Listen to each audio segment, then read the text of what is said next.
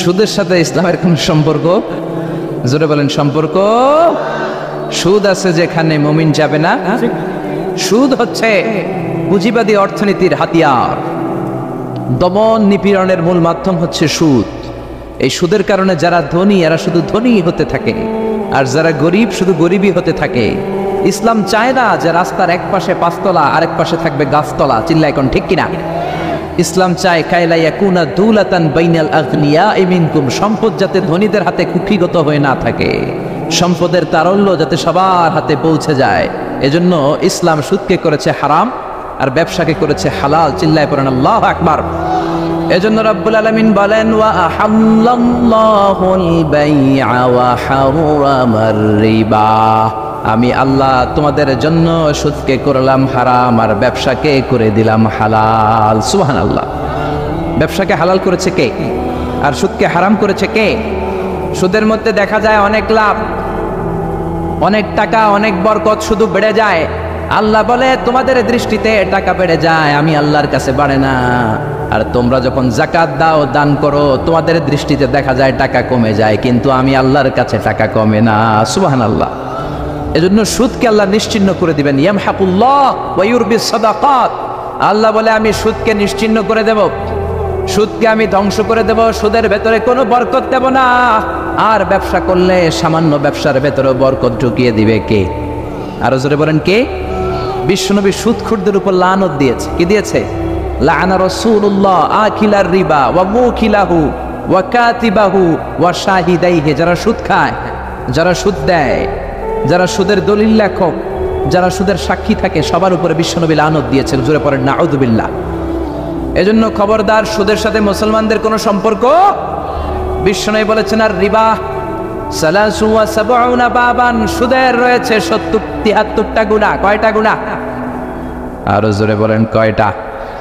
সুদের মধ্যে 73টা গুনাহ। আইসারুহা আইয়ান কাহার রাজুল উম্মা, 73টা গুনার মধ্যে সবচাইতে ছোট্ট গুনাহ হলো নিজের মায়ের সাথে জিনা করা। 73টা গুনাহ, আর সবচেয়ে ছোট গুনাহ হচ্ছে আইয়ান কাহার রাজুল উম্মা, ব্যক্তি তার মায়ের সাথে জিনা করবে। এটা যদি সবচেয়ে ছোট গুনাহ হয়, তাহলে বড় গুনার অবস্থা কি? বড় গুনাহটা কি জানার দরকার আছে না নাই? আল্লাহ সেটাও বলে দিলেন ফাআযানু বিহারবিম মিনাল্লাহি ওয়া রাসূলিহি, সুদের সবচেয়ে ছোট গুনাহ মায়ের সাথে জিনা করা, আর সুদের সবচেয়ে বড় গুনাহ আল্লাহর সাথে যুদ্ধ করা। করবেন নি? পারা যাবে না আল্লাহর সাথে যুদ্ধে? সে আল্লাহ কবে থেকে ক্ষমতায় বসে? এখন তো আল্লাহ বুড়া হয়ে গেছে। হ্যাঁ, আল্লাহর ক্ষমতা কি আগের মতো আছে? জোরে বলেন আছে। এজন্য সুদের সবচেয়ে ছোট গুনাহ মায়ের সাথে জিনা, সবচেয়ে বড় গুনাহ কার সাথে? যুদ্ধ। আরো জোরে বলেন। এজন্য বিশ্বনবী বলতেন ইজতানিবু আস-সাবআল মুবিকাত, 7টা ঈমান বিধ্বংসী, আমল বিধ্বংসী কাজ থেকে তোমরা বেঁচে থাকবা। 1 নম্বরে হলো শিরক, আল্লাহর সাথে শিরক করবা না। 2 নম্বরে হলো মাতা পিতার সাথে অবাধ্যতা করা। 3 নম্বরে জাদু দেখানো, জাদুটোনা করা। 4 নম্বরে অন্যায়ভাবে কাউরে হত্যা করা। 5 নম্বরে এতিমের সম্পদ খাওয়া। 6 নম্বরে কোনো নারীকে অন্যায়ভাবে জিনার অপবাদ দেওয়া। 7 নম্বরে সুদ খাওয়া। কি খাওয়া? এই 7টা কাজ করলে আপনার ঈমানটাকে ধ্বংস করে দিবে কে? চিল্লায় বলেন কে? এজন্য দুনিয়াতে যারা সুদ খায় তাদের সম্পদে কোনো বরকত নাই, তাদের শুধু রোগ আর রোগ, টেনশন আর টেনশন। আছে না নাই? আবার বিশ্বনবী বললেন যারা সুদ খায় তাদের 3টা শাস্তি। কয়টা? আরো জোরে বলেন কয়টা? 1 নম্বরে কিয়ামতের দিন আল্লাযীনা ইয়াকুলুনার রিবা লা ইয়াকুমুনা ইল্লা কামা ইয়াকুমুল্লাযী ইয়াতাখাব্বাতুহুশ শাইতানু মিনাল মাস। সুদের 1 নম্বর শাস্তি, কিয়ামতের দিন সুদখোর যখন কবর থেকে উঠবে, রব্বুল আলামিন তাকে জিনে ধরা রোগীর মতো, পাগলের মতো উঠায় দিবে। সুদখোর কবর থেকে উঠে ভূতে ধরা রোগীর মতো, জিনে ধরা রোগীর মতো, পাগলের মতো লাফাতে লাফাতে উঠবে। তারে দেখে কিয়ামতের ময়দানের সবাই বুঝবে লোকটা হলো সুদখোর। কি খোর? আরো জোরে বলেন। এটা হচ্ছে 1 নম্বর শাস্তি। 2 নম্বর শাস্তি বিশ্বনবী বললেন আমি স্বপ্নে দেখলাম কিছু লোকের পেট হচ্ছে বিশাল বড় ঘরের মতো, আর ওই পেটের ভেতরে দেখলাম ভয়ঙ্কর বিষাক্ত সাপ। জিব্রাইলরে বললাম ও জিব্রাইল মান হাউলা, এরা কারা? বিশ্বনবী বললেন হাউলাই আকালাতুর রিবা, এরা হলো আপনার উম্মতের মধ্যে থেকে যারা সুদ খেয়েছে ওই সুদখোর লোকগুলা। পড়েন নাউযুবিল্লাহ। 3 নাম্বার শাস্তি বিশ্বনবী বলেন যে রাতে আমাকে মেরাজে নেওয়া হলো, রাআইতু লাইলাতা উসরিয়া বি, মেরাজের রাতে আমি দেখলাম রক্তের একটা নদী, ওই নদীর উপর কিছু লোক সাঁতার কাটে। কিসের নদী দেখছেন কোনোদিন? রক্তের নদী আমরা কোনোদিন দেখেছি? রক্তের একটা নদীর ভেতরে কিছু লোক সাঁতার কাটে। সাঁতার কাটতে কাটতে বাঁচার জন্য যখন পারে আসতে চায়, তীরে আসতে চায়, কিছু ফেরেশতারা অনেক বড় বড় পাথরের খণ্ড নিয়ে বসা, তীরের দিকে আসতে চাইলে প্রচন্ড জোরে পাথর নিক্ষেপ করে তার চেহারার দিকে। পাথরের আঘাতে ওই লোকটার চেহারা ছিন্ন বিচ্ছিন্ন হয়ে যায়। লোকটা চিৎকার করতে করতে আবার রক্তের নদীর মাঝখানে চলে যায়। আবার তীরে আসতে চাইলে আবার পাথর আসে না নাই? জোরে বলেন। বিশ্বনবী বললেন, মান হাউলা ইয়া জিবরিল, ও জিব্রাইল এরা কারা? বিশ্বনবী বললেন, এরা হলো আপনার সুদখোর উম্মাত। এরা কারা? এজন্য সুদ খাওয়া যাবে? জোরে বলেন, সুদ খাওয়া যাবে? খবরদার, সুদ খাওয়া যাবে না। সুদের বিপরীতে আমরা ব্যবসা করব। ব্যবসায় বরকত দিয়েছে কে? বিশ্বনবী বললেন, রিজিককে আল্লাহ 10 ভাগ করেছেন, তার 1 ভাগ দিয়েছেন পৃথিবীর অন্যান্য পেশার ভেতরে, আর 9 ভাগ দিয়ে দিয়েছেন ব্যবসার ভেতরে। সুবহানাল্লাহ। রিজিকের 9 ভাগ থাকে ব্যবসার ভেতরে, এজন্য সুদ খাওয়া যাবে না। সুদের সাথে ইসলামের কোনো সম্পর্ক। আমরা ব্যবসা করব। আপনি মুশারাকা সিস্টেমে, মুদারাবা সিস্টেমে, আপনি মুরাবাহা সিস্টেমে ব্যবসা করেন, ওই ব্যবসায় বরকত দিবে কে? জোরে বলেন, কে? সুদ হারাম এই কারণে, কারণ টাকার ভেতর থেকে টাকা আসে না। আপনি 1 লক্ষ টাকার একটা বান্ডিল আপনার আলমারির ভেতরে আজকে রাখলেন, 1 বছর পরে খোলার পরে এটা কি 1,10,000 টাকা হবে? 1,05,000, 1,02,000, 1,10 টাকা, 1,05 টাকা, 1,01 টাকা? 1 টাকাও পারবে না। কত থাকবে? 1 লাখই থাকবে। কারণ টাকার ভেতর থেকে টাকা আসে না। টাকার ভেতর থেকে টাকা আসে যখন ওই টাকার সাথে শ্রম যুক্ত হয়, যখন টাকার সাথে কষ্ট যুক্ত হয়, যখন টাকার সাথে মেধা যুক্ত হয়। ঠিক কিনা? তো আপনি টাকা দিয়ে কেমন করে টাকার ভেতর থেকে টাকা নেন? এটা হারাম। হয়তো আপনাকে ব্যবসা অংশগ্রহণ করতে হবে, লাভ লস দুইটাতে অংশগ্রহণ করতে হবে, রিস্কও থাকবে। আপনি ব্যবসায় টাকা দিয়ে শুধু লাভ নিলেন, লস নিলেন না, এটাই সুদ। ঠিক কিনা? আপনার লাভও নিতে হবে, লস নিতে হবে, ঝুঁকিও নিতে হবে। এইটার নাম হলো ব্যবসা। হয় আপনি ব্যবসা করবেন, তা না হলে আপনি কর্জা হাসানা দিবেন। কি দিবেন? কর্জা হাসানা দিলে ওই ব্যক্তির মর্যাদা বাড়িয়ে দেয় কে? চিল্লায় বলেন, কে? 3 সিস্টেমে ব্যবসা করবেন। কয় সিস্টেমে? সবাই বলেন, আরো জোরে বলেন। 1 নম্বর হচ্ছে মুশারাকা সিস্টেম। মুশারাকা, পার্টনারশিপ। আমি আপনি শেয়ার, 3-4 জন মিলে শেয়ার, আমার টাকা আপনার টাকা, আর দুজনে মিলে ব্যবসা করব। আমার যদি ধরেন 4 লক্ষ টাকা হয়, আপনার যদি 6 লক্ষ টাকা হয়, তাহলে যেই লাভ হবে তার 60% নেবেন আপনি, 40% নেব আমি। লসও যদি হয় 60% আপনার উপর, 40% আমার উপর। এই ব্যবসাকে বৈধ করেছে কে? আরো জোরে বলেন না। 2 নম্বরে হচ্ছে আল মুদারাবা। মুদারাবা অবৈধ। মুদারাবা মানে হচ্ছে আপনার টাকা আমার শ্রম। আল্লাহ আমারে কোনো টাকা দেয় না, আমি মিসকিন, আমি ফকির, আমি দেব শ্রম, আপনি দিবেন টাকা। কত পার্সেন্ট লাভ হলে কে কতটা নিব এটা আমরা ভাগ করে নিব। কিন্তু লস হলে আমার কোনো লস নাই, কারণ আমার শ্রম আপনার টাকা, আমি যে খাটছি এটাই তো আমার লস। ঠিক কিনা? কথা বলেন। আর টাকা যেহেতু আপনার, পুরো লস নেবেন আপনি। এই সিস্টেমও ব্যবসা যায়। 3 নাম্বার হচ্ছে আল মুরাবাহা। বুঝার চেষ্টা করেন। আমার ঘরে ফ্রিজ নাই, ফ্রিজের দাম 1 লক্ষ টাকা। কয় লাখ টাকা? আপনি আমারে বাজার থেকে 1 লক্ষ টাকা দিয়ে একটা ফ্রিজ কিনে আমার কাছে 1,20,000 টাকা বিক্রি করবেন। এটা আমি কিস্তিতে দিব আপনারে, 6 মাসের কিস্তিতে দিব। আপনার লাভ হচ্ছে আপনি 1 লক্ষ টাকা দিয়ে কিনে 1,20,000 বিক্রি করছেন, 20,000 লাভ। আর আমার লাভ হচ্ছে আমার কাছে কোনো টাকা নাই, আমি ফ্রিজের মালিক হয়ে গেলাম, কিস্তিতে দিয়ে 6 মাস পরে আমি টাকাও পূর্ণ করে দিলাম। এটাকে বলে মুরাবাহা। শাহজালাল ইসলামী ব্যাংক, আল আরাফা ইসলামী bank, Bangladesh Islamic bank limited, এই 3টার সিস্টেমে আপনাদের সাথে বিজনেস করে। আল মুদারাবা, আল মুশারাকা, আল মুরাবাহা। যেই সিস্টেমে আপনি করেন না কেন, এগুলোর কবুল করে নেবে কে? কিন্তু এগুলো না করে 100 টাকার বান্ডিল দিয়ে বললেন এই নাও 100 টাকার বান্ডিল, এখানে 10,000 টাকা আছে, সুদে লাগালাম, মাসে দিবা 1,000। কয় হাজার? আরো জোরে বলেন। এখন মাস শেষে 1,000 দিতে পারে না, ওইটার উপর আবার বাড়তে শুরু করলো। আল্লাহ বলে লা তাকুলু আর রিবা আদাআফাম মুদাআফা। খবরদার, চক্রবৃদ্ধি হারে সুদ খেও না, মাহাজনী সুদ খেও না। কার কথা? আরো জোরে বলেন, কথাটা কার? মাহাজনী সুদ খাওয়া যাবে না, চক্রবৃদ্ধি হারে সুদ খাওয়া যাবে না। তাহলে ব্যাংকের সুদ খাওয়া তো যাবে না? ব্যাংকের সুদ খাওয়া যাবে না। ব্যাংকের সুদও হারাম, আর চক্রবৃদ্ধি হারে মাহাজনী সুদ, এটা অনেক ভয়ঙ্কর হারাম। গ্রামে গঞ্জে এরকম আছে না নেই? 10,000 টাকায় মাসে 1,000 টাকা সুদ। কথা কন, কথা কন, কথা কন। আছে। এখন দিতে পারে না, সুদ আবার বেড়ে যায়। এখন 2000 হয়ে গেছে, এরপরের মাসেও দিতে পারে না, 3000 হয়ে যায়, এরপরে কে আসলটা দেয়া লাগবে না, তুই সুদ চালা। কি চালা? সুদ চালাইতে চালাইতে বাড়ি নাই, পিটা নাই, জমি নাই, টিউবওয়েল নাই, পরনের লুঙ্গিও নাই, আছে না নাই? এটার বলে মহাজনী সুদ, এটার বলে চক্রবৃদ্ধি হারে সুদ। এই সুদ খাওয়া যাবে না। এজন্য সুদ আপনি খেলে এই সুদের এই সম্পদের ভেতরে কোনো বরকত নাই, এটাকে ধ্বংস করে দিবে কে? চিল্লায় বলেন কে?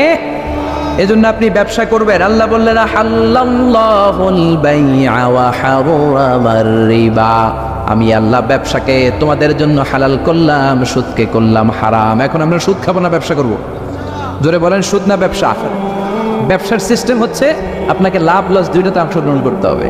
আপনি যদি বলেন না আমি শুধু লাভ নিব, লস নিব না, এটা ব্যবসা হবে? এটা সুদ হবে। এটা কি হবে? চিল্লায় বলেন কি হবে? এরপর ইসলাম বলে লা মাইসার, কোনো জুয়া চুরি থাকবে না। বিজনেসের মধ্যে জুয়া চুরি নাই, মানে লটারি নাই। কিন্তু বাংলাদেশে লটারি সিস্টেম আছে না নাই? 10 টাকায় 40 লক্ষ টাকা আছে না নাই?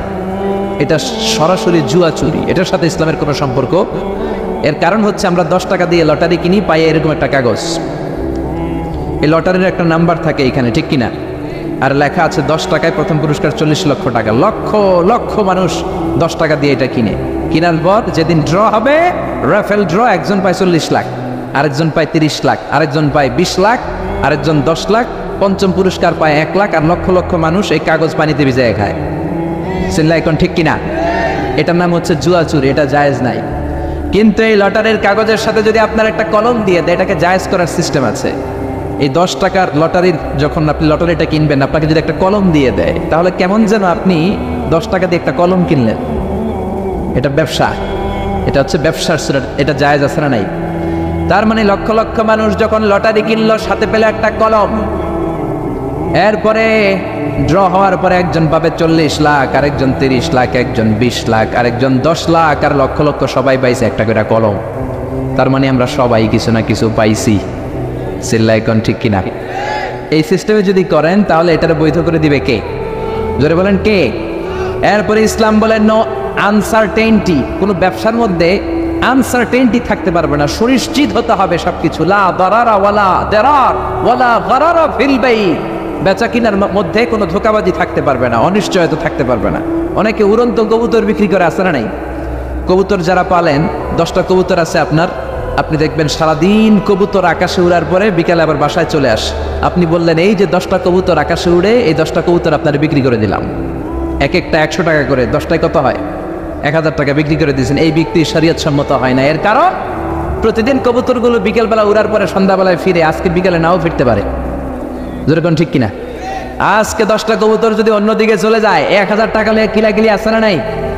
ইসলাম বলে কিলাকিলির কোনো সুযোগ নাই। কবুতরগুলো নামবে, 10টাতে তুমি ধরবা, কাপস করবা, তার হাতে হ্যান্ড ওভার করবা, তারপরে বিক্রি করবা। এটারে জায়েজ করে দিবে কে?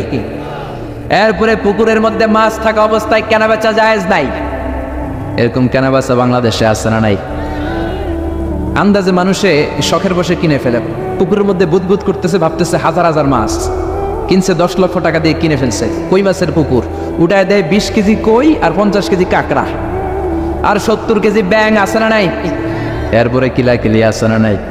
এজন্য ইসলাম বলে না, কবুতরটা হাতের মধ্যে কবজ করার পরে যেমনি বিক্রি করলাম, মাছগুলাও জাল দিয়ে তোলো, তারপরে গনে গনে বিক্রি করো, কবুল করে নিবে কে? গাভীর ওলানের মধ্যে দুধ রেখে বিক্রি করা জায়েজ নাই। ওলান এত ফিলা গেছে এরকম, এটা মনে হচ্ছে যে 20 কেজি, দহন করার পরে পাওয়া গেছে 5 কেজি, এরকম আছে না নাই? কারণ এটা দুধের কারণেও ফুলতে পারে, টিউমারেও ফুলতে পারে, ঠিক কিনা? এজন্য ইসলাম বলে লা গারারা ফিল ইসলাম, ইসলামে কোনো গারারা নাই, ধোঁকাবাজি নাই, আনসার্টেনটি নাই, অনিশ্চয়তার মধ্য দিয়ে, হাওয়ার মধ্যে কোনো বিজনেস নাই। আগে জিনিসটা তোমার হাতে নাও, তারপরে বিক্রি করো, কবুল করে নিবে কে? শেয়ার বাজার নিয়ে প্রশ্ন করে, যেই প্রোডাক্টের ব্যবসা হালাল, ওই প্রোডাক্টের শেয়ারও হালাল। চিল্লায় বলেন ঠিক কিনা? এরপরে বিশ্বনবী বললেন মান গাশশানা ফালাইসা মিন্না, বেচা কিনার মধ্যে যে আমার উম্মতদের মধ্যে যে অন্যকে ধোঁকা দেয়, সে আমার উম্মত হতে পারে। ধোঁকাবাজির ব্যবসা বাংলাদেশে আছে না নাই? ফলের দোকানে গেলে দেখবেন চকচকে যেই সাইডটা, ওই সাইডটা ক্রেতার দিকে রাখে, পচা জায়গাটা নিচের দিকে রাখে, এরকম ব্যবসায় আছে না নাই? বিশ্বনবী মদিনার বাজারে গমের দোকান পরিদর্শন করতে গেলেন, যে দেখলেন গমের স্তূপ, বিশ্বনবী গমের ভেতরে হাত ঢুকায়া দিলেন। উপরে দেখা যায় শুকনা গম, ভিতরে দেখা যায় ভিজা গম। বিশ্বনবী বললেন, মান গাশশানা ফালাইসা মিন্না, যে আমাদেরকে ধোঁকা দেয় সে আমাদের উম্মত নয়। The person who deceives us is not among আস, যে আমাদেরকে ধোঁকা দেয় সে আমাদের উম্মত হতে পারে। চিল্লায় বলেন উম্মত হতে পারে। এজন্য এই ধোঁকাবাজি করে কোনো ব্যবসা করা যাবে? জোরে বলেন। আর সুদের সাথে আমাদের কোনো সম্পর্ক? চিল্লায় বলেন সম্পর্ক। সুদকে ধ্বংস করে দিবে কে? আর ব্যবসায় বরকত ঢুকিয়ে দিবে কে? বরকতে বিশ্বাস করেন তো? বিশ্বাস করেন? অল্পের ভেতরেও বরকত হতে পারে, 1000 কোটি টাকার মধ্যেও বরকত নাও থাকতে পারে। চিল্লায় বলেন ঠিক কিনা? এজন্য আজ থেকে সুদের সাথে আমাদের কোনো সম্পর্ক নেই। আমরা ব্যবসা করব মুশারাকা সিস্টেমে, মুদারাবা সিস্টেমে, মুরাবাহা সিস্টেমে ব্যবসা করব। অল্প প্রফিট হলো এটার মধ্যে বরকত দিবে কে? আরো জোরে বলেন কে? আর সুদের ব্যবসা করবেন না তো? কারা কারা আজকে থেকে সুদের কোনো ব্যবসার সাথে জড়িত থাকবেন না? 2 হাত উঁচু করে আমার আল্লাহর দেখা। আল্লাহ আমাদের হাতগুলোকে তুমি কবুল করো। চিল্লায় পড়েন আমিন। সুদের আলোচনা ভালো লাগতেছে না? না একেবারে উপরে এসে পড়ছে না? সুদের সাথে ইসলামের কোনো সম্পর্ক নাই। আল্লাহ সুদ থেকে আমাদেরকে বাঁচাক। আল্লাহ আমাদের হালাল রিজিকে বরকত দিক। আরো জোরে পড়েন আমিন। আমি আমার খুতবার শুরুতে সূরাতুল বনী ইসরাঈলের ছোট্ট একটা আয়াত তেলাওয়াত করেছি। আসুন এই আয়াতের আলোকে আপনাদের সাথে কিছু কথা শেয়ার করি, যদি আপনারা মনোযোগী হন। শুনবেন শুনবেন শুনবেন শুনবেন। রব্বুল আলামিন বলেন, ওয়াকাদা রাব্বুকা আল্লা তা'বুদু ইল্লা ইয়্যাহু ওয়া বিল ওয়ালিদাইনি ইহসানা। আল্লাহ বললেন, গোলাম আমার ফয়সালা 2টা। এই 2টা ফয়সালা হলো স্পেশাল ফয়সালা, অনড় ফয়সালা। এই ফয়সালার কোনো নড়চড় নাই, এই ফয়সালার কোনো পরিবর্তন নাই। প্রথম ফয়সালাটা হলো আল্লাহ তা'বুদু ইল্লা ইয়্যা, ইবাদত হবে একজনের, তিনি কে? আল্লাহ ছাড়া অন্য কারো ইবাদত করা যাবে? আবার আল্লাহ ডেকে বললেন, গোলাম জিন জাতি মানব জাতি এই 2টা জাতিকে আমি সৃষ্টি করেছি শুধু আমার ইবাদতের জন্য, ঠিক কি না? ওয়ামা খালাকতুল জিন্না ওয়াল ইনসা ইল্লা লিয়াবুদুন। আমি জিন জাতি আর মানব জাতিকে কোনো কাজের জন্য তৈরি করি নাই, কোনো উদ্দেশ্যে বানাই নাই, শুধুমাত্র কেবলমাত্র একমাত্র আমি আল্লাহর ইবাদতের জন্য বানিয়েছি। কার কথা? আরো জোরে বলেন কার? আল্লাহ ছাড়া কারো ইবাদত করা যায় না। এই পৃথিবীতে যত নবী এসেছে, এই পৃথিবীতে যত রাসূল এসেছে, সব নবী রাসূলের একটাই দাওয়াত ছিল, তোমরা ইবাদত করবে একজনের, তিনি কে? ইয়া কওমি ইবুদুল্লাহা মা লাকুম মিন ইলাহিন গায়রু। ও আমার কওমের লোকেরা, ও আমার স্বজাতির লোকেরা, এক আল্লাহ ছাড়া অন্য কারো ইবাদত করো না। জিকির করতে হবে একজনের, চাইতে হবে একজনের কাছে, সেজদা দিতে হবে একজনকে, তিনি কে? আল্লাহ ছাড়া কাউরে সেজদা দেয়া যাবে? আমাদের দেশে মাজারে যে সেজদা আছে না নাই, এই মাজারের নামে যে ভণ্ডামি, এটার সাথে ইসলামের কোনো রিলেশন আছে? সম্পর্ক আছে? এই ভণ্ডামির সাথে ইসলামের কোনো সম্পর্ক? দো দিল বান্দা কালমা চোরে, না পায় শ্মশান না পায় ঘরে, দিন থাকিতে আয়রে পথে ছাইড়া দে ভণ্ডামি ভণ্ডামি ভণ্ডামি ভণ্ডামি, ছাইড়া দে ভণ্ডামি, ঠিক কি না? নামাজ রোজা করে না, ইবলিস শয়তানের নানা, এরকম আছে না নাই?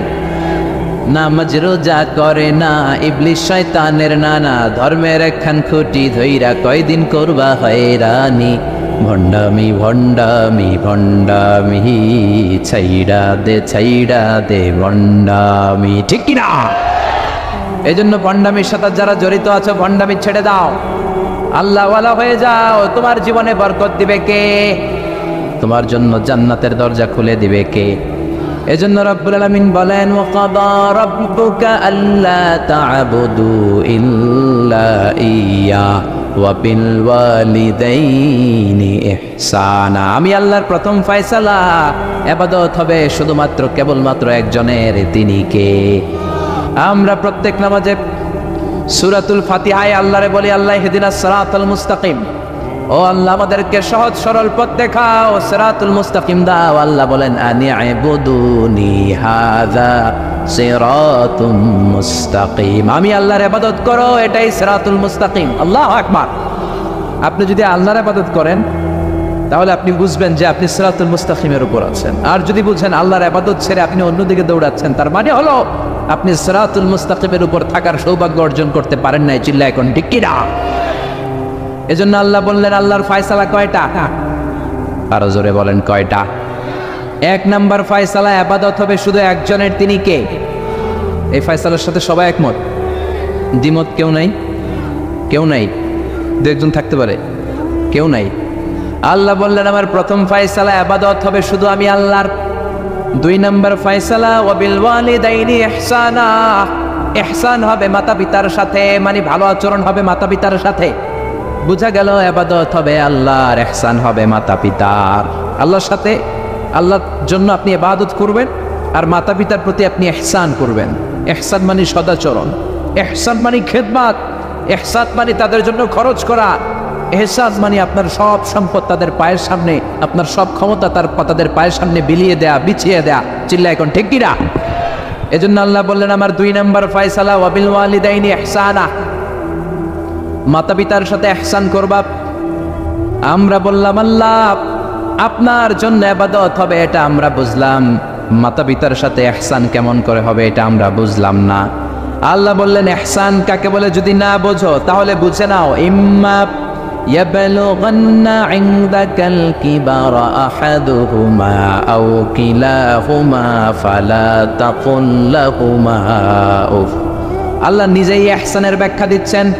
আল্লাহ বললেন ইহসানের প্রথম তাফসীর হলো আব্বা আম্মা একজন কিংবা 2 জন যখন বার্ধক্যে উপনীত হয়ে যায়, যখন বয়সে পৌঁছে যায়, খবরদার তাদের কোনো কাজে তুমি নাক ছিটকাতে পারবা না, তাদের কোনো কাজে নাক ছিটকাতে পারবে না, তাদের কোনো কাজে এমনকি উফ শব্দটাও বলা যাবে না। চিল্লা এখন ঠিক কিনা? কারণ আমরা যখন ছোট ছিলাম বাবা মারে কষ্ট দিয়েছি কি দেই নাই? আপনার কত বছর আগের ঘটনা মনে আছে? আপনার বয়স যখন 3 তখন আপনি কি করছিলেন মনে আছে? তো ওইটাই যদি মনে না থাকে, বয়স যখন 2 ছিল ওগুলো মনে আছে? বয়স যখন 1 ছিল ওগুলো মনে আছে? জ্বালাতনটা তো ওই সময় বেশি করছে। চিল্লা এখন ঠিক কিনা? শীতের রাত, আমাকে নিয়ে আমার মা ঘুমালো, আমাকে রেখেছে ডান দিকে, পেশাব করে ডান পাশটা আমি ভিজিয়ে দিয়েছি। আমার মা আমাকে ঘর থেকে বের করে দেয় নাই, শীতের রাতে বাম দিকে আমাকে শোয়ালো। কনকনে মাঘ মাসের শীতের রাতে বাম পাশটাতেও পেশাব করে ভিজিয়ে দিলাম, আমার মা আমারে ঘর থেকে বের করে দেয় নাই। আমার মা তার বুকের মাঝখানে রেখে ঘুমাতে শুরু করেছে। মাঘ মাসের শীতের রাত 3টার দিকে পেশাব করে মায়ের বুকটাও আমি ভিজিয়ে দিয়েছি, জামাটাও ভিজিয়ে দিয়েছি। মা 3টার দিকে উঠে নতুন শাড়ি পরে, নতুন জামা পরে, আগের ভিজা পেশাব মাখানো জামাটাকে চেঞ্জ করে আবার আমাকে নিয়ে ঘুমিয়েছে। আমাকে ঘর থেকে বের করেছে নাকি? জোরে বলেন। এজন্য আল্লাহ বুঝাতে চাইলেন গোলাম, ছোট্টবেলা যেমনি কষ্ট দিয়েছো মা বাবা রেগে যায় নাই, তোরে লাথি মেরে ঘর থেকে তাড়ায় দেয় নাই, তোরে এতিমখানায় দেয় নাই। মা বাবা বয়সে যখন উপনীত হয়ে যায়, বার্ধক্যে যখন পৌঁছে যায়, ওই মা বাবারে খবরদার বৃদ্ধাশ্রমে দিয়ে আসবি না। বৃদ্ধাশ্রম বাংলাদেশে আছে না নাই? ছেলে আমার মস্ত মানুষ, মস্ত অফিসার, মস্ত ফ্ল্যাটে যায় না দেখা এপারে ওপার, নানান রকম জিনিস আর আসবাব দামি দামি, সবচেয়ে কম দামি ছিলাম একে মাত্র আমি। ছেলের আবার আমার প্রতি অগাধ সম্ভ্রম, আমার ঠিকানা তাই বৃদ্ধাশ্রম। ঠিক কিনা? অনেক কপাল পোড়া আছে, ডাকাত আছে, মা বাবা বার্ধক্যে উপনীত হওয়ার পরে তাদের কর্মকাণ্ডে নাক ছিটকায়, ঘরে আর বাবা মারে রাখতে মনে চায় না, বৃদ্ধাশ্রমে রেখে আসে। এরকম ডাকাত আছে রাই। বাবা মারে বৃদ্ধাশ্রমে দেয়া যাবে? চিল্লায় বলেন দেয়া যাবে? যে বেয়াদবগুলো, যে ডাকাতগুলো মার বাবারে বার্ধক্যে উপনীত হলে, বয়স হয়ে গেলে বৃদ্ধাশ্রমে দিয়ে আসে, ওই বেয়াদবটা বুড়া হলে ওর কপালে বৃদ্ধাশ্রম জুটবে না। চিল্লা এখন ঠিক কিনা? ভাঙ্গা থালা হাতে নিয়ে তুই ভিক্ষা করে খাবি। চিল্লা এখন ঠিক কিনা? আল্লাহ বললেন আমার 2 নাম্বার ফয়সালা ওয়াবিল ওয়ালিদাইনি ইহসানা, মাতা পিতার সাথে ইহসান করবা। ইহসানের প্রথম ব্যাখ্যা ইম্মা ইয়াবলুগান্না ইনদাকাল কিবারা আহাদুহুমা আও কিলাহুমা ফালা তাকুল লাহুমা উফ। মা বাবার একজন কিংবা দুইজন যদি বার্ধক্যে উপনীত হয়ে যায়, খবরদার মা বাবারে বৃদ্ধাশ্রমে দিও না।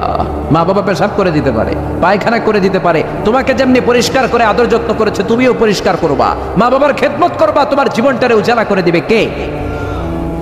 আল্লাহ বললেন ইহসানের 2 নাম্বার ব্যাখ্যা,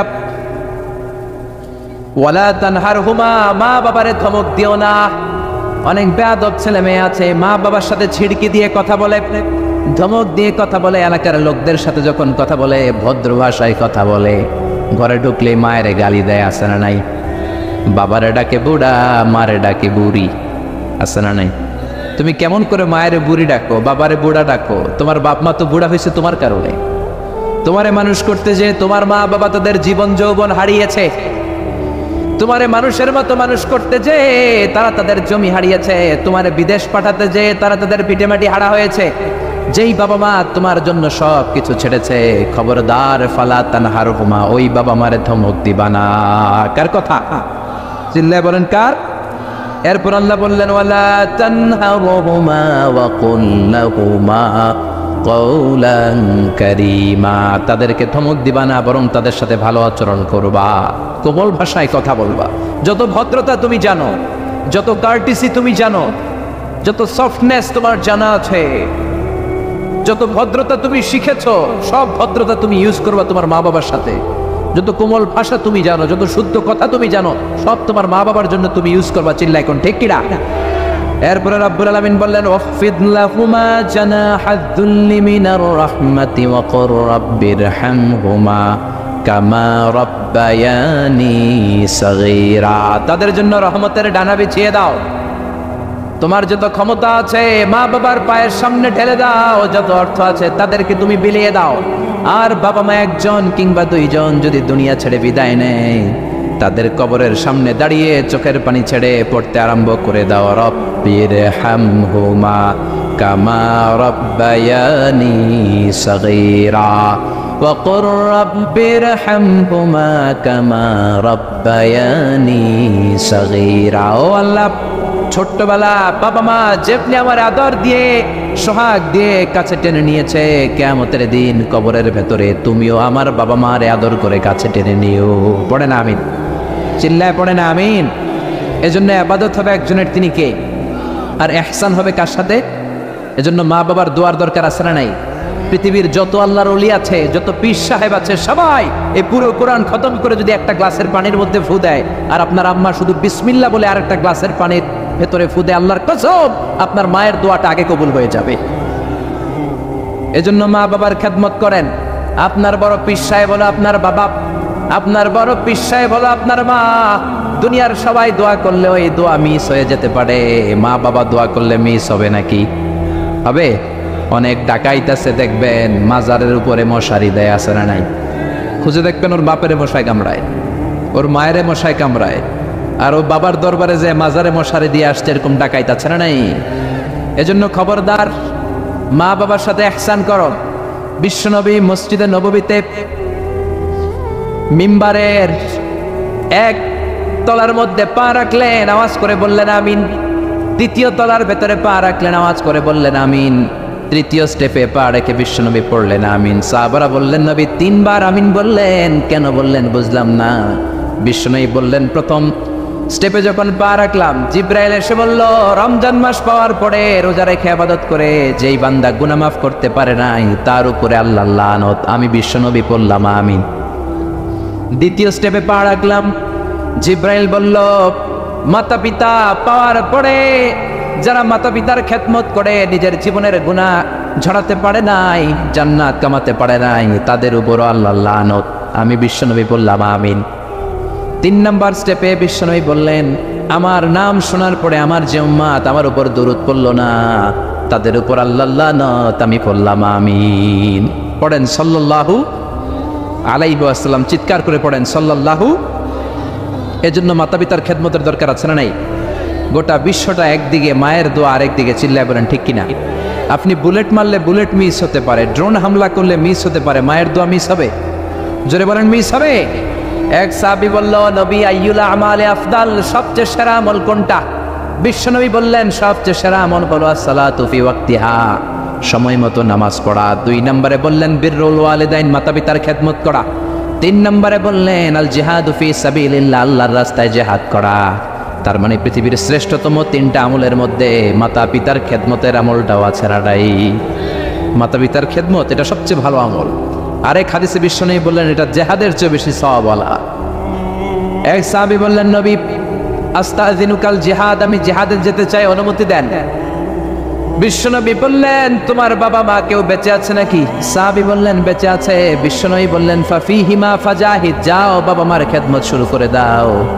বাবা মার খেদমত করলে ঘরে বসেই জিহাদের সওয়াব পাবা, ঘরে বসেই জিহাদের সওয়াব পাওয়া যাবে। রিদার রাব্বি ফি রিদাল ওয়ালিদ ওয়া সাকাতুহু ফি সাকাতিল ওয়ালিদ, বাবা মা খুশি তো আরশের মালিক খুশি, বাবা মা না খুশ তো আরশের মালিকও না খুশ। চিল্লা এখন ঠিক কিনা? এজন্য বিশ্বনবী বলতেন তোমাদের প্রত্যেকের ঘরের ভেতরে 2টা জান্নাত আছে, কারণ জান্নাতে 2টা স্পেশাল দরজা আছে। একটা দরজার নাম হলো আল আব মানে আব্বা, আরেকটা দরজার নাম হলো আল উম মানে আম্মা। একটা দরজার নাম বাবা, আরেকটার নাম মা। এজন্য বিশ্বনবী বলেন এই 2টা দরজার সাথে তোমরা কি আচরণ করবা তোমাদের ডিসিশন। ওমা জান্নাতুকা ওয়া নারুক, বাবা মাই তোমার জান্নাত, বাবা মাই তোমার জাহান্নাম। বাবা মার সাথে ভালো আচরণ করলে 8টা জান্নাতের দরজা তোমার জন্য খুলে দিবে কে? আর খারাপ আচরণ করলে জাহান্নাম আছে না নাই? তোমার বাবা মা যদি কাফের হয়, হিন্দু হয়, বৌদ্ধ হয়, তারপরও ভালো আচরণ করবা, ঠিক কিনা? বাংলার জমিনে এরকম অনেক হিন্দু ফ্যামিলি আছে, হিন্দু ইয়াং ছেলে মুফাসসিরে কোরআনের তাফসীর শুনে হাতে হাত রেখে কালিমা পড়ে মুসলমান হয়ে গেছে, আছে না নাই? কিন্তু মা তো মুসলমান হয় নাই, বাবা তো মুসলমান হয় নাই, বাপ মা হিন্দুই রয়ে গেছে। তো বাপ মা হিন্দু, ছেলে মুসলমান, তুমি কি মা বাবার সাথে খারাপ আচরণ করতে পারবা? কথা বলেন। মা বাবা হিন্দু হোক, নাস্তিক হোক, বৌদ্ধ হোক আর খ্রিস্টান হোক, মা বাবার দোয়া নিতে হবে, আশীর্বাদ নিতে হবে। চিল্লা এখন ঠিক কিনা? বিশ্বনবী শালী নাম কি বলেন তো? কেউ জানেন বিশ্বনবী শালীর নাম কি? আসমা, মাশাআল্লাহ, আসমা বিনতে আবি বকর বিশ্বনবী শালী। উনি মুসলিমা, কিন্তু উনার মা ছিল মুশরিকা।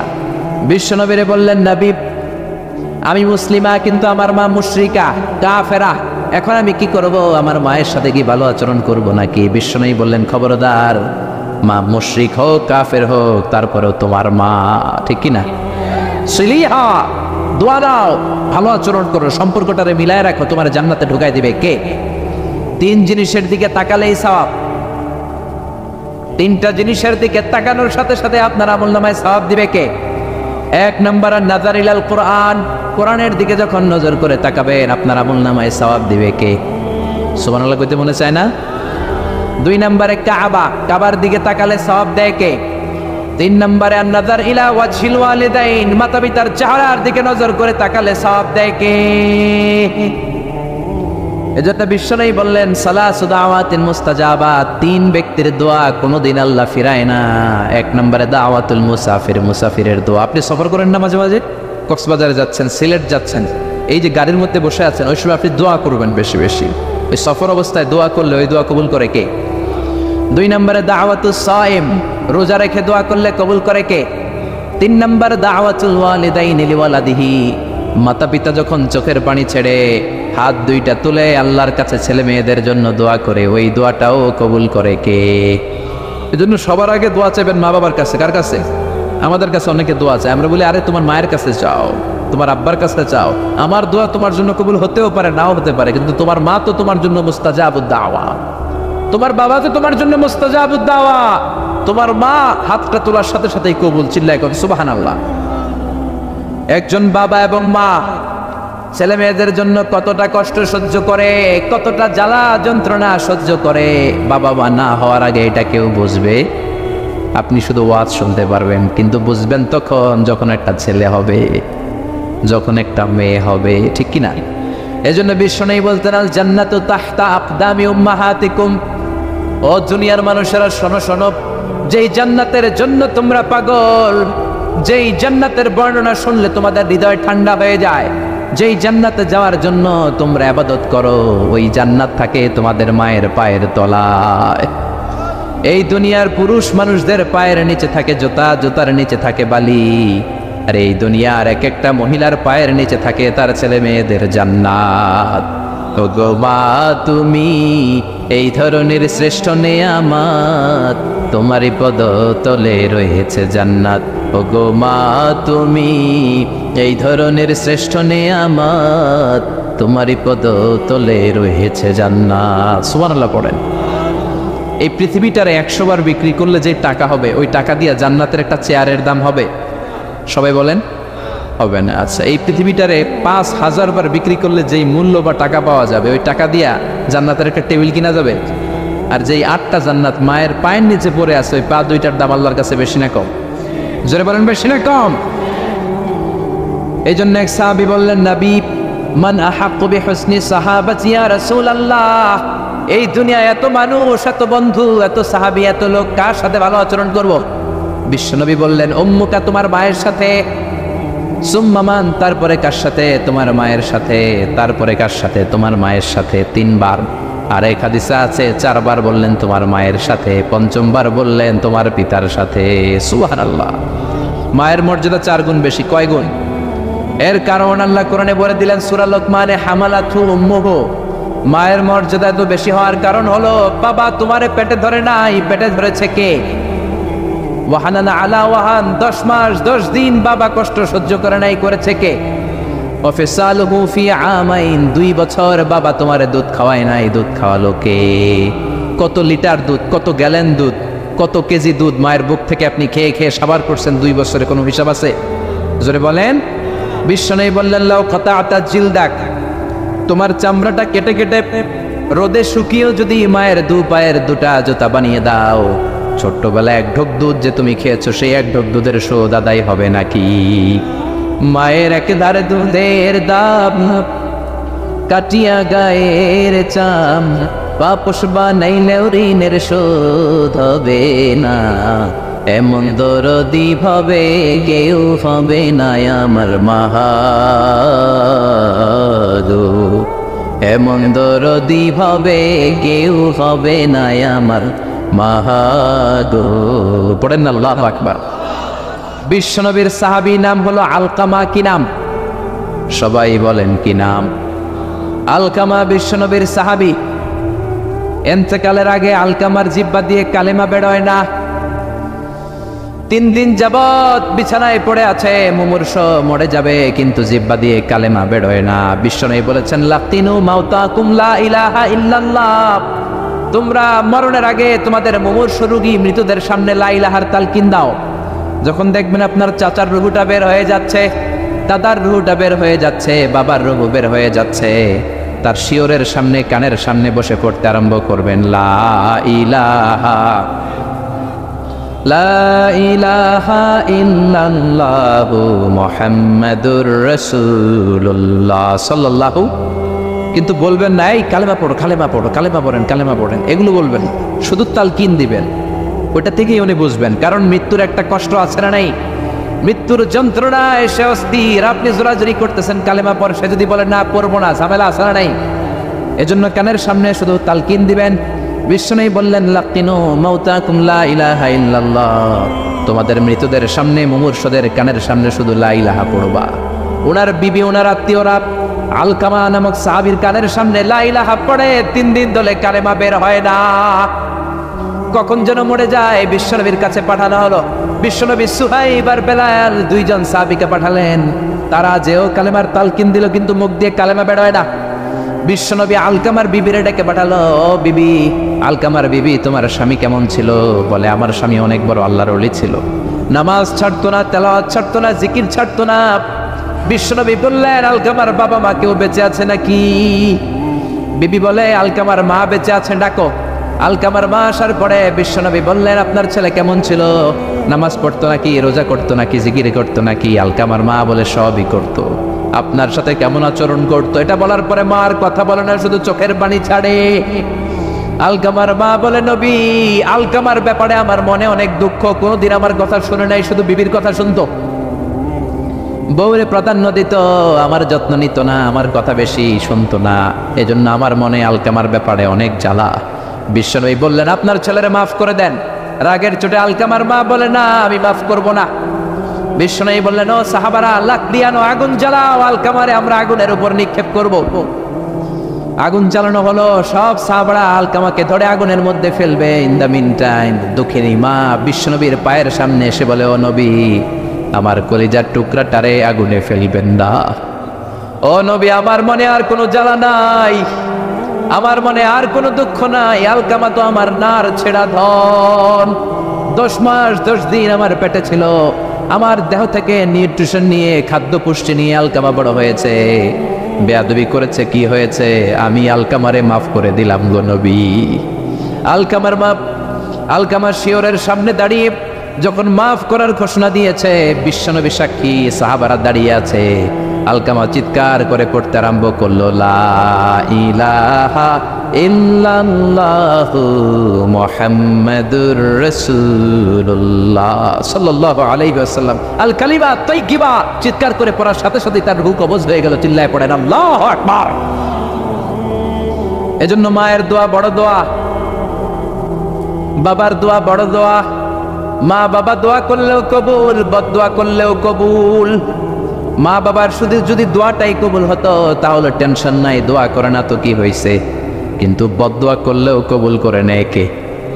দোয়া করলেও কবুল, বদদোয়া করলেও। সাইয়েদনা ইব্রাহিম আলাইহিস সালাম সাইয়েদনা ইসমাঈল আর হাজরাকে, আরবিতে নাম হলো হাজার, রেখে গেলেন মক্কায়। ওনার বিবি হাজরা ইন্তেকাল করলো, ছোট্ট দুধের শিশু ওনার পায়ের ধাক্কায় জামজামের পানি বের হলো, বড় হতে লাগলেন। শৈশব পেরিয়ে কৈশোর, কৈশোর পেরিয়ে যৌবন, তাগড়া যুবক। তখন জুরহুম নামক একটা কওমের একটা মেয়েকে তিনি বিয়ে করলেন। বিয়ে করে সুখের সংসার শুরু করলেন আল্লাহর আদেশে। অনেক পরে সাইয়েদনা ইব্রাহিম তার কলিজার টুকরা ইসমাইলের বাড়িতে বেড়াতে গেল। কার বাড়িতে? কে গেল বেড়াতে? সাইয়েদনা ইব্রাহিম বেড়াতে গেলেন। যাওয়ার পরে দেখে সাইয়েদনা ইসমাইল ঘরে নাই। দরজার বাইরে থেকে সালাম দিলেন, আসসালামু আলাইকুম। এটা কিন্তু প্রামাণ্য বর্ণনা দিচ্ছে আমি বুখারী থেকে, বুখারীর বর্ণনা, এটা গল্প না। দরজার বাইরে থেকে সালাম দিলেন, আসসালামু আলাইকুম। ভেতর থেকে কর্কশ গলায়, ঝাঁঝালো কণ্ঠে, কণ্ঠের মধ্যে কোনো মায়া নাই, দয়া নাই, এরকম একটা কণ্ঠের মেয়ে উত্তর করে বলল, ওয়া আলাইকুমুস সালাম। সাইয়েদনা ইব্রাহিম জিজ্ঞেস করলো, কাইফা হালুকা ইয়া উম্মি, ও মা তুমি কেমন আছো? মেয়ে কয়, বেশি ভালো না। সংসার কেমন চলে? সুবিধার না? খাওয়া দাওয়া ঠিক মতো হয়নি না? কিচ্ছু হয় না? আমনে কেডা? সাইয়েদনা ইব্রাহিম বলে, আমি কে তোমার জানার দরকার নাই। ইদা জাআ যাওজুকি মিনাল গাবা, স্বামী যখন তোমার বন থেকে শিকার করে ফিরবে, ফাকরাই আলাইহিস সালাম, তোমার স্বামীরে আমার পক্ষ থেকে একটা সালাম দিবা। ও মুরিহিয়া ইয়াগাইরা আতাবাতা বাবিহি, বলবা ঘরের দরজার চৌকাঠটা যেন পাল্টে ফেলে। সাইয়েদনা ইব্রাহিম চলে গেলেন। বিকেলবেলা জঙ্গল থেকে শিকার করে সাইয়েদনা ইসমাইল ঘরে ফিরলেন। ঘরে ফেরার পর বিবি বলে, একটা বুড়া আইছিল। বুড়া? কে আইছিল? সাইয়েদনা ইসমাইল বলে, বুড়া? বুড়া মানুষ আবার আমার ঘরে আসবে কেন? কেন আসছে? আপনারা সালাম দিছে, ওয়ালাইকুম আসসালাম। আর কি বলছে? বলেছে আপনি যেন ঘরের দরজার চৌকাঠ পাল্টে ফেলেন। ও মিয়া, চোর বোঝে চোরের সিগন্যাল, পুলিশ বোঝে পুলিশের সিগন্যাল, নবী বোঝে নবীর সিগন্যাল, ঠিক কিনা? সাইয়েদনা ইসমাইল তো বুঝে ফেললেন, কিরে ঘরের দরজার চৌকাঠ পাল্টে ফেলো, এরকম রূপক কথা, মেটাফরিক্যাল ইঙ্গিত দুনিয়ার সাধারণ মানুষ দিতে পারে না। চিৎকার দিয়ে বিবিরে বললেন, ও কপাল পুড়ি, তুই কি করলি? নিজের কপাল পুড়লি, নিজের কপালে নিজে কুড়াল দিলি। যেই লোকটারে বুড়া বুড়া বলে সম্বোধন করলি, ওই লোকটার কেউ নয়, আমার জন্মদাতা পিতা, এই জামানার সবচেয়ে বড় পয়গম্বর ইব্রাহিম খলিল। আমার বাবা যে সিগন্যাল দিয়েছে এটা তো গ্রিন সিগন্যাল না, এটা রেড সিগন্যাল। তার মানে তোর তালাক দিতে বলেছে, গেট আউট, গেট আউট, ডিভোর্সিও তালাক দিয়ে দিলাম, যা। আপনার আব্বাও যদি বলে তোমার বউরও তালাক দিয়ে দাও, দিয়ে দিবেন নাকি? এবার দিয়ে দিয়েন না। আপনার বাবাও বাবা, ইসমাইলের বাবা ইব্রাহিমও, কথা বলেন। সাইয়েদনা ইব্রাহিম ছিলেন আল্লাহর জালিল কাদের পয়গম্বর। আকাশ থেকে ওহী আসলে নবীরা কথা বলে, মন গড়া নবীরা কিছু বলে না। আপনার বউকে যদি আপনার বাবা বলে তোর বউরে তালাক দে, দিয়ে দিয়েন না। আবার কি করবেন? বুঝাবেন, বাবারও বুঝাবেন, বিবিরও বুঝাবেন, ঘরের ভিতরে সংলাপ করবেন, সমঝোতা করবেন। আমাদের দেশের 2 নেত্রী সংলাপ করে না তো কি হয়েছে? আমরা করি, আমরা ঘরে ঘরে সংলাপ করব, সমঝোতা করব, ঠিক কি না? মিলায় দিবেন, মিলায় দিলে বরকত আসরা নাই। কেউ ঝগড়া লাগলে মিলাবেন, মারামারি লাগলে মিলাবেন, কেউ যদি আরেকজনরে মারতে যায় উদ্ধত হয় মিলাইয়ে দিবেন। যারা মিলাইয়ে দেয় তাদের মর্যাদা বাড়ায় দেয় কে? কিন্তু সমাজের কিছু দুষ্ট চরিত্রের লোক আছে, দুইজন যদি মারামারি লাগে আরো লাগাইয়া দেয়। আছে না নাই? আগুন লাগলে আপনারা কি ডালেন? অনেকে তেল ডালে। আছে না নাই? এখন আগুন লাগলে কি তেল ডালবেন না পানি ডালবেন? মিলাই দিবেন।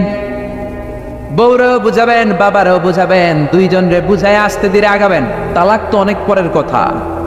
ইসলামের দেয়া অনুশাসন যদি আমরা মেনে চলি, কোনোভাবেই তালাক হবে না। স্বামীকে আল্লাহ কিছু দায় দায়িত্ব দিয়েছেন, স্ত্রীকে আল্লাহ কিছু দায় দায়িত্ব দিয়েছেন। এই দুইটা দায়িত্ব যে কত গুরু দায়িত্ব, গোটা বিশ্বব্যাপী এই দায়িত্বের মধ্য দিয়ে বিশ্বটা চলে। পৃথিবীর প্রথম স্বামী ছিলেন সাইয়েদানা আদম, পৃথিবীর প্রথম বউ ছিল হাওয়া। সেখান থেকে স্বামী স্ত্রীর এই জীবন আছে না নাই? স্বামী আর স্ত্রী বানায় যেজন মিস্ত্রি, সে বড় আজব কারিগর। ঠিক কিনা? স্বামী আর স্ত্রী বানায় যেজন মিস্ত্রি, সে বড় জটিল কারিগর। এজন্য এই সম্পর্কটা বড় ভয়ঙ্কর সম্পর্ক, এটাকে মিলিয়ে রাখতে হবে। তালাকের সিস্টেম হচ্ছে, প্রথমে আপনি ফাইদুহুন্না, কোরআন বলে আপনি প্রথমে স্ত্রীকে ওয়াজ করবেন। ঝগড়া হলে কি করবেন? ঘরে ওয়াজ নাই, আছে মারামারি আর কিলাগিলি। ওয়াজ করবেন, ওয়াজেও কাজ হচ্ছে না, বুঝানোর চেষ্টা করবেন, বুঝে না। এরপরে আল্লাহ বললেন ওয়াহজুরুহুন্না ফিল মাদাজি', বিছানা আলাদা করে দাও, তুমি এক রুমে ঘুমাবা, তোমার বিবিরে দিবা আরেক রুম। কিছুদিন বিচ্ছেদ চললে ওই বিবির অন্তরে ভালোবাসা তৈরি করে দিবে কে? সুবহানাল্লাহ পড়েন। এখন ওয়াজ করলেন, বুঝাইলেন, বুঝে না। বিছানা আলাদা করলেন, তাও শোনে না। এবার ওয়াদরিবুহুন্না, কোরআন বলল বউরে শাসন করো। অনেকে বলে বউরে পিটাও, না, পিটানোর কথা বলে নাই।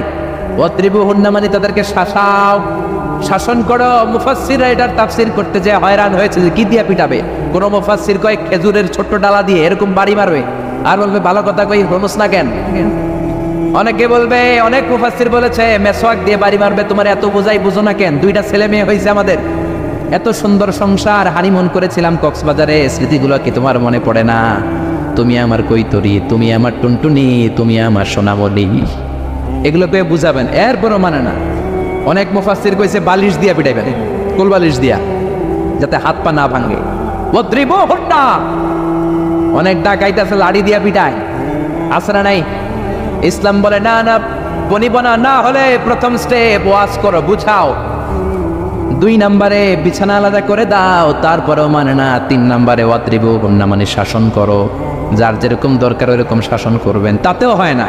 তারপরে ফাবাআসু হাকামাম মিন আহলিহি হাকামাম মিন আহলিহা, এই 3টা স্টেপেও কাজ হয় না। আপনার মুরব্বিদের ডাকবেন, সালিস, মেয়ের পক্ষের মুরব্বিদের ডাকবেন, 2 পক্ষের বেআইনরা মিলে মিলছিল করে দেওয়ার চেষ্টা করবে, তাতেও কাজ হয় না।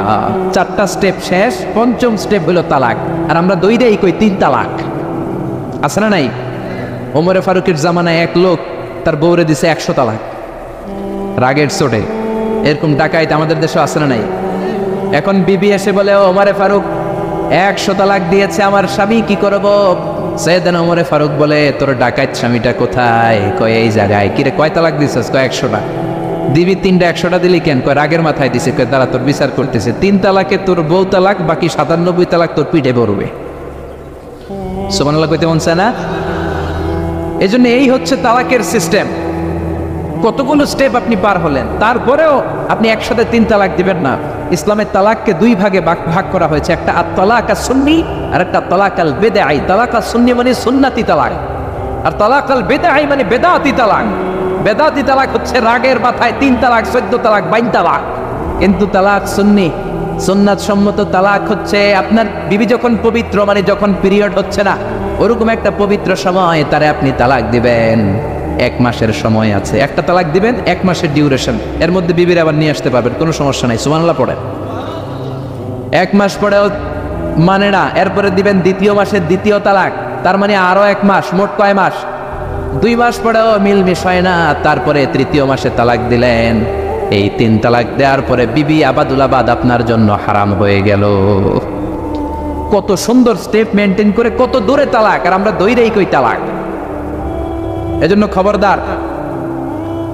সাইয়েদনা ইসমাইল বললেন, কপাল পুল্লি তুই, যারে বুড়া বলে গালি দিলি আসলে বুড়া নয়, এই লোকটাই আমার বাবা ইব্রাহিম খলিল। আমার বাবা বলেছে তোরে তালাক দিতে, গেট আউট গেট আউট, তালাক দিয়ে দিলাম তোরে, যা ভাগ।